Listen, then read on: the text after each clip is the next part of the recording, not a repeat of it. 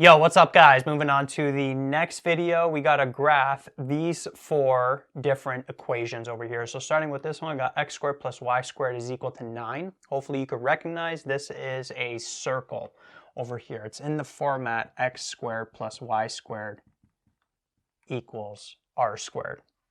And that r represents the radius of the circle. And whenever you just have an x squared and a y squared by themselves, that means that the center of the circle is going to be at the origin. So basically the way this graph is going to look, you have the center at 0 and 0, and then notice r squared is going to equal 9, so that means r is equal to 3. So the radius of the circle is 3. So we're going to have a point 3 and 0, we're going to have a point 0 and 3, we're going to have negative 3 and 0, and then we're going to have 0 and negative 3, like that. So connecting everything like that. So this graph here represents x squared plus y squared is equal to 9. It's basically a circle with a radius of 3 centered at 0 and 0. Y equals x to the power 3. This is just a cubic function. If you remember, the way it looks is basically like this. So you could actually make a table of values for this. So you could go from maybe like -2 to +2, -2, -1, 0, 1, 2. So -2 to the power 3 would be -8, -1 to the power of 3 would be -1, 0 to the power of 3 would be 0, 1 to the power of 3 would be 1, and then 2 to the power of 3 would be 8. So this over here is y equals x to the 3. Now y equals -1 over x. Now 1 over x, we know, looks like this, right? So what happens when we put a negative there?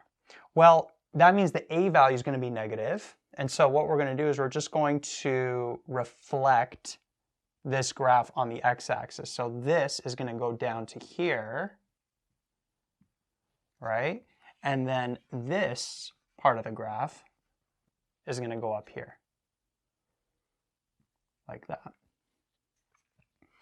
Okay, and that ends up being the graph for y equals -1 over x. That vertical asymptote is still at x equals 0 because notice at that x value, the denominator would be 0, which would make the function undefined. And then the horizontal asymptote is still at y equals 0, right? The y value can never equal 0 with this, no matter what x value you plug in.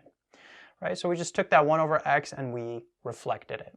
Y equals 1 over x squared, kind of similar to this, but a little bit different. Notice that the y values can never be negative in this case because you're going to have a positive number divided by a positive number. The denominator is always going to be positive. So it looks basically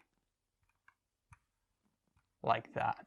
So instead of this negative portion, it's going to be up here. So we still have a vertical asymptote at x equals 0. Notice that it will make the function undefined.